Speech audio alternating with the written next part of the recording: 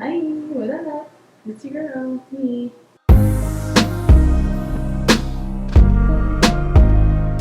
Hey, what up? It is your girl MD and welcome back to my channel. If you are new here, don't forget to hit that subscribe button before you head out. Also, make sure you give this video a big thumbs up because it helps your girl out. I know that we have talked about some of these things on my channel, but recently I have got questions about damage, breakage, split ends, and how to prevent them. You can be doing all the right things, have all the right products, but if you don't know how to prevent breakage, damage, and split ends, then your perfect regimen, all those great products are pointless. There's countless things that you can do, but I'm just going to share some of my favorites with you, so let's get into this video.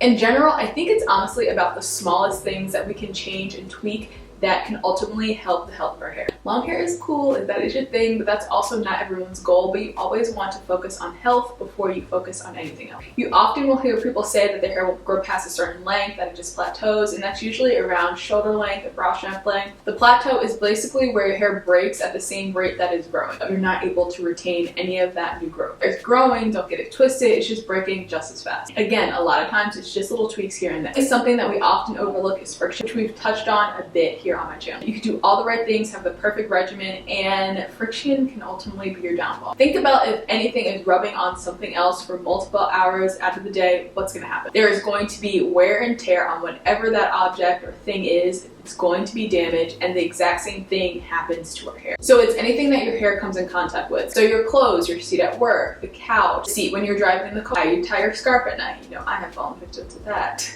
The fabrics that you're sleeping under. I know it took years for me to get to brow shaft length, and at that time I was like, oh, okay, this is as far as my hair is going to grow. But you guys know my theory. I think that is a very heavy friction area. So you have to pay closer attention to what your hair comes in contact with, regardless of how long it is. Instead, wear your hair up more, especially when you're wearing rough fabrics. Your car seat, your seat at work, even your favorite seat at home, consider drape that area with a silk or satin cloth if your hair must be done. It all boils down to being more aware of what your hair is touching, and I promise it will make a world of difference. Okay, so let's quickly go over these. Over manipulation, that could lead to breakage, dryness, and shedding. For example, constantly styling your hair. Try and pick a style that will last you for the duration of the week. Keep your hands out of your head. I went through a stage that I was constantly touching and brushing my hair, but that's when I was still always flat ironing it. And it honestly was making my hair so thin. It got so much thicker, it grew longer. Use your fingers as much as possible instead of reaching for a comb or brush. Too much moisture, that can lead to reducing elasticity. That is going to weaken the hair, and weak hair equals easily damaged. Some of the ways you can get too much moisture is deep conditioning too long, constantly conditioning overnight, not getting a good balance of moisture and protein. That is why it is important to have a solid regimen and routine so you can cover all of your bases. Protein overload, which we know can cause your hair to get dry and brittle and easily break. On the flip side, make sure you are getting enough protein. Anytime someone tells me that they're having an issue with their hair, the first thing I ask them is, how often are you doing protein treatments? They are so important to the health of our hair. Everybody needs to use them on a regular, but if you have damage or transitioning hair, they need to be your best friend. I promise it's going to play a major role in bringing your hair back to life. For all my transitioners, be aware that where your new growth and your relaxed hair meet, so right in the middle, is extremely weak, and the protein treatment is just gonna heal it and act like a bandage. We need to always keep in mind that it all starts from the scalp. You guys know I love to use the plant analogy. In order for you to have a healthy growing plant, the soil needs to be on point. You have to start with a solid foundation to have a healthy plant. The scalp needs to be healthy if we want the rest of our hair to be healthy. Make sure you're using clarifying shampoos at least once a month to get rid of any dirt and extra buildup that our regular shampoos don't get. Being too rough, detangling improperly, and just being too harsh with our hair. Best to detangle when your hair is wet and you have conditioner in it. Be gentle, take your time, use your fingers if you can. Okay, let's talk about styling.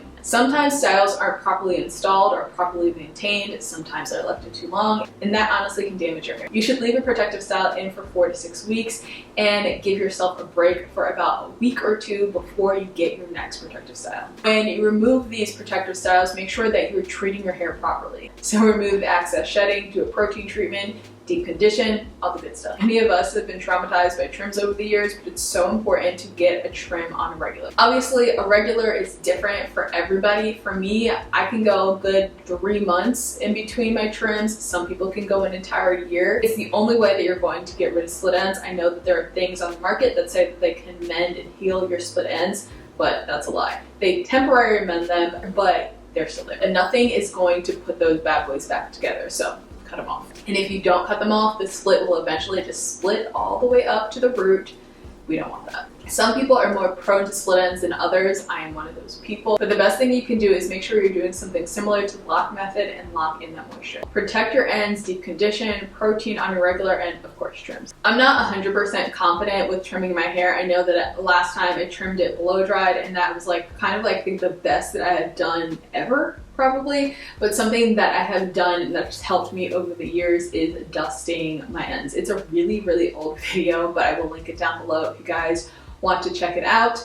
And it's easier if your hair is flat ironed, but I'm sure like obviously you can probably do it on blow dried hair for sure. Don't judge it. It's old. I think that I might have made it in my first or second year of my channel. So I really don't know what's there, but the information is good. A more tedious method is the search and destroy method. I think that that is in that video too. Never going to do the search and destroy method all in one sitting. Put a towel over my computer screen, and while I was watching TV, I would just go section by section and look for split ends and just cut them off.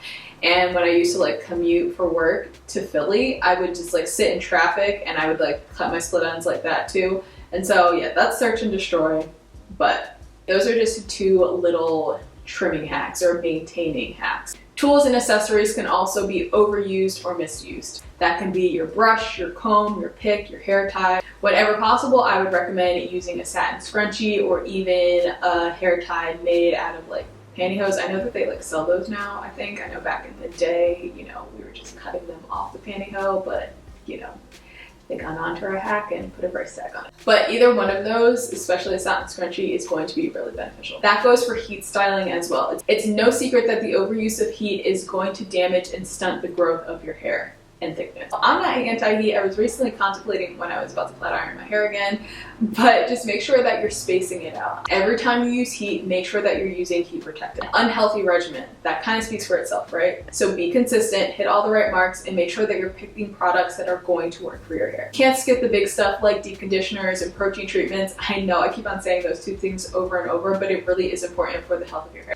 Get a hooded dryer, get a heated bonnet. Make sure you're getting those in, applying heat in some shape or form. If you're struggling with getting a solid regimen, honestly just Google one. I have a few here on my channel. All the challenge videos have good solid regimens that you can follow. Tweak it to customize it to fit you. Okay, let's quickly recap. Pay attention to what your hair comes in contact with. Don't over manipulate. Too much moisture is a no-no. Try and avoid protein overload, but at the same time, make sure you're getting in enough protein. Remember, it starts from the scalp. We want our soil healthy. Don't be too rough. Be aware of the styles that you're getting. Don't keep them in too long. Trim those ends. Don't misuse your tools and accessories. Don't overuse heat. Protect your hair when you do. And last but not least, stick to a solid regimen. Again, I know a lot of things we have talked about, but it's always nice to have a little reminder. Hope you found this helpful. If you have, make sure you share it with somebody. Thank you so much for watching. And like always, I love you. I appreciate you. And I'll see you guys in the next video.